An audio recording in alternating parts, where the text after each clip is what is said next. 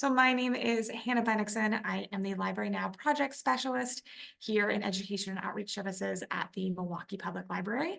Our last session of the academic year is today, so thank you so much for being here. We'll talk about Library Now for summer break, and we'll share ways that you can keep students thinking and growing this summer. So we have done a Library Now for summer break session previously. We encourage you to check out our YouTube playlist, during which we featured Overdrive and Hoopla, predominantly our two digital collections. But building upon that, we're going to talk about other ways that you can engage students in recreational reading, as well as some awesome culture, film resources, and coding for fun. So sneaky ways to keep students learning and growing via Library Now resources and activities. So if it is your first time with us, it is customary to provide a brief overview of librarynow.org. We are a digital equity initiative. We funnel MPL digital resources into an easy-to-use website specifically for students and educators. So you can think of librarynow.org as a best hits list of curated content specifically for students in first grade through 12th grade, as well as the educators that do so much to support them. So we'll do a fair amount of showing and telling in our time today, but we have resources grouped by kids, so elementary school students, teens, so middle school and high school students, and then educators. So you as educators get a little something too, always by way of professional development and academic and recreational resources. So first part of Library Now is that it is a website. And the second critical component of it is access. How is it that if you are at a Library Now partner school, your students are accessing these resources? So first and foremost, when we partnered with MPS being our largest partner and consecutive schools and school networks, automaticity was of the utmost importance to us. So we wanted to make sure that we weren't creating a barrier by way of a convoluted barcode that students weren't going to be able to remember. That is especially the case when it comes to summer break, when you as an educator are not going to be in the classroom with them, walking them through how they go about logging in. So if you are an MPS educator, every single student at MPS has a digital library card created for them, and they will log into Library Now using their S number minus the S and their 4-digit birth year, for instance, 2001. If you are not joining us from MPS and are one of our other Library Now partner schools, Jenny can put your login convention in the chat, or feel free to hang around during the Q&A and we can walk you through how your student achieves access. If you're an educator, you also have access to Library Now, but we can show you how to create a digital educator card, and you can opt into these same free digital resources utilizing your employee ID as students utilize some variation of their student ID. So keep that in mind that you have access as well. What's amazing about Library Now is it follows students from first grade through 12th grade. They have continuous access during the academic year and during break, so that is critical for summer. And then they never have to renew it. So it is continuous evenings, weekends, school breaks, and we're making sure that their digital library card continues to have that access. Amazing. Okay, without further ado, we're going to jump into the session, and I see some questions coming through the chat, so we'll make sure to circle back to those during the Q&A portion. At the Milwaukee Public Library, we love summer.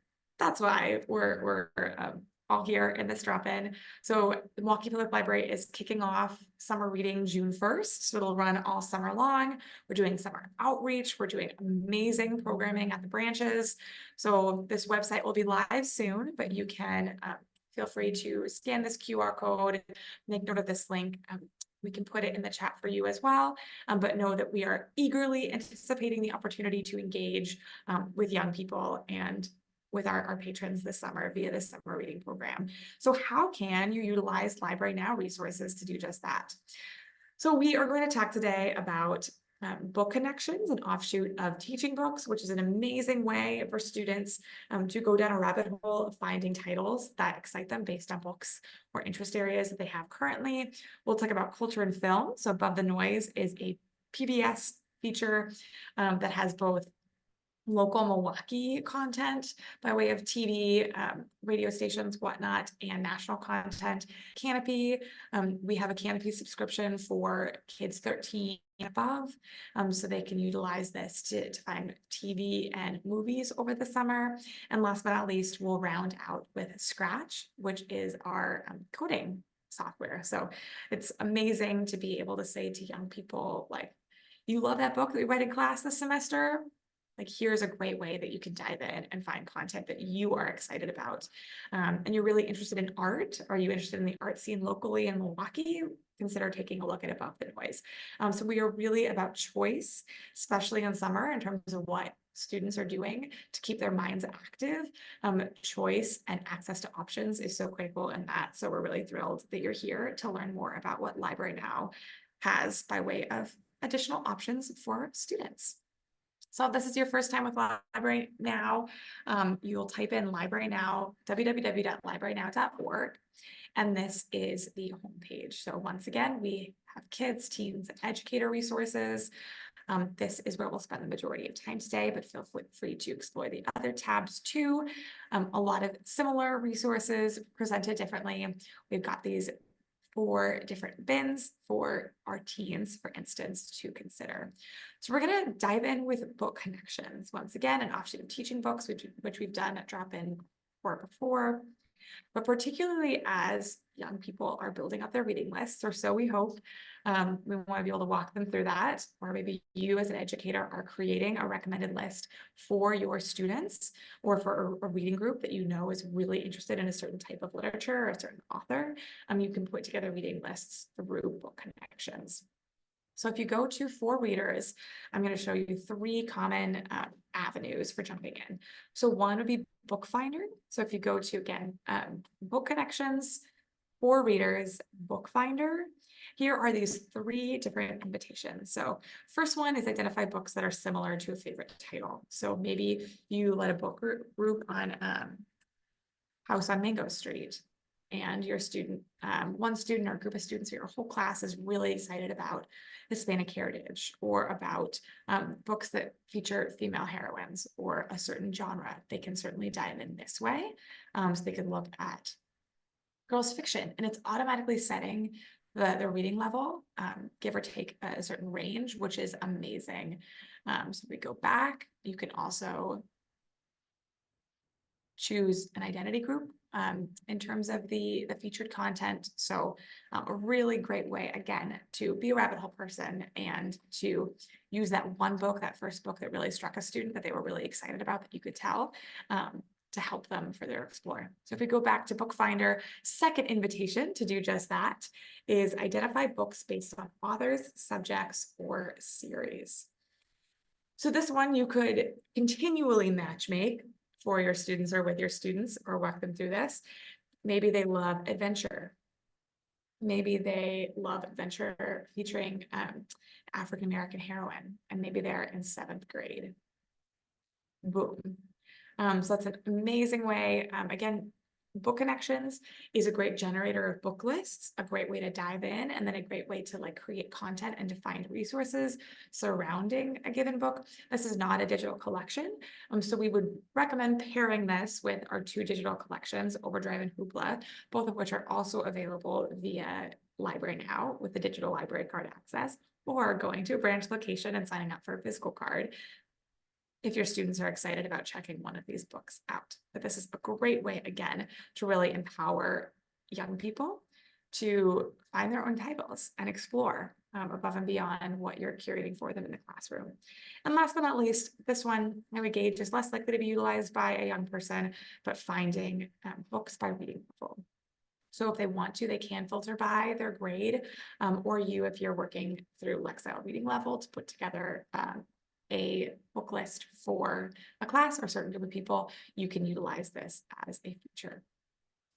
All right, we're going to go back to librarynow.org and dive into our second featured resource for summer, which is a cultural resource of Above the Noise. So PBS feature, got to start not big and national, but with Milwaukee specifically.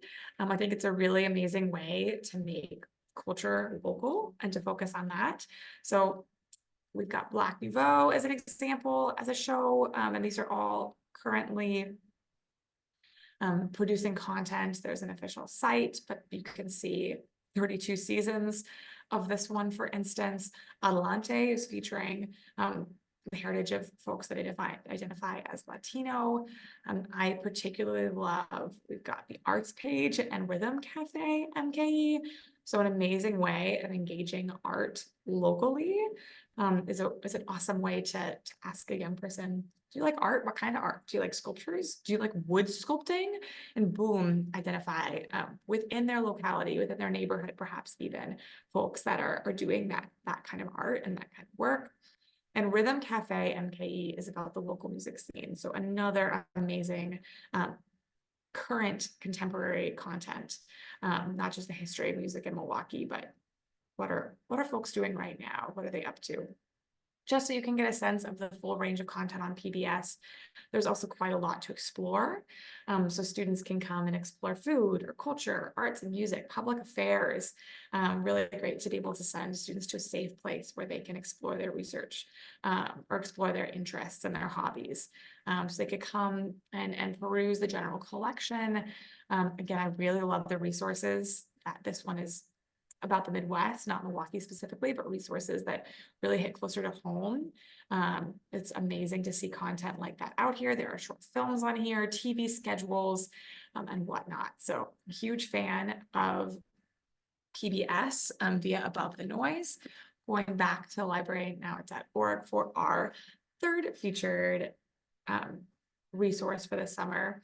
It's Kanopy. If your students love movies, who doesn't love movies? I think this will look familiar. Kanopy is the Netflix of Library Now. Only students 13 and above have access to that, so keep that in mind. So you can come in here and you can browse very much like a Netflix. You can see the full scale. There's a short film collection, documentary films. There's so much on here. So again, very similar in terms of the webpage design and comparable to a Netflix. So guessing your students will be familiar with browsing, but an amazing one to be able to offer them if that's something they're excited about. And last but not least, we love resources like Scratch because keep Library Now fun.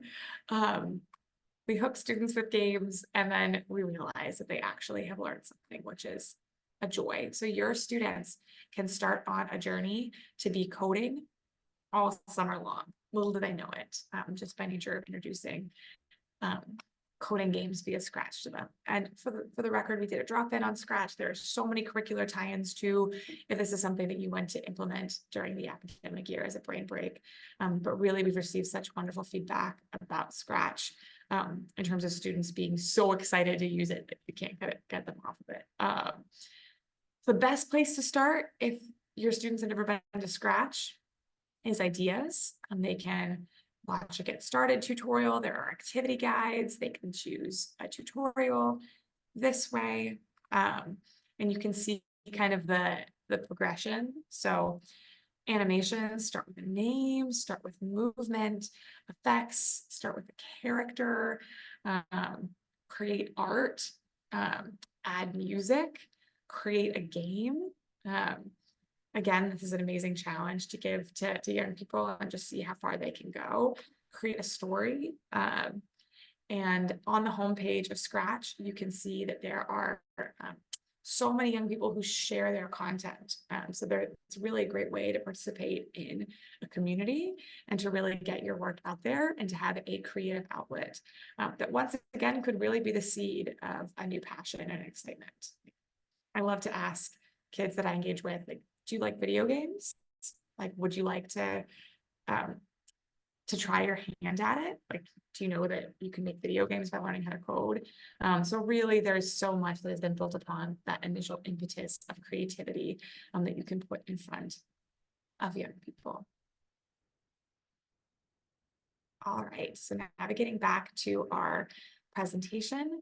I know that was so speed round, and we say always that we are of the iceberg people, but there's really so much more. If your young people are excited about learning a language over the summer, we've got Mango and Pronunciator, our 2 language learning apps, which are really amazing. We've got a bunch of academic resources for utilization during the school year that you as educators are welcome to explore over your summer break, once you rest, of course. We've got free tutoring online, and Overdrive and Hoopla are those digital collections that can be used and correspond with utilizing a book connections to build out a student's excitement around certain titles and more. So we really hope that you will explore as you know your students best, so that we can together offer them digital resources for continual engagement, whether or not they are in the classroom and the school building with you. All right, without further ado, we'll go ahead and stop the recording. I'm going to stop sharing my screen for just a moment, and then we will stick around for Q&A. So thank you so much for being here, and stay tuned.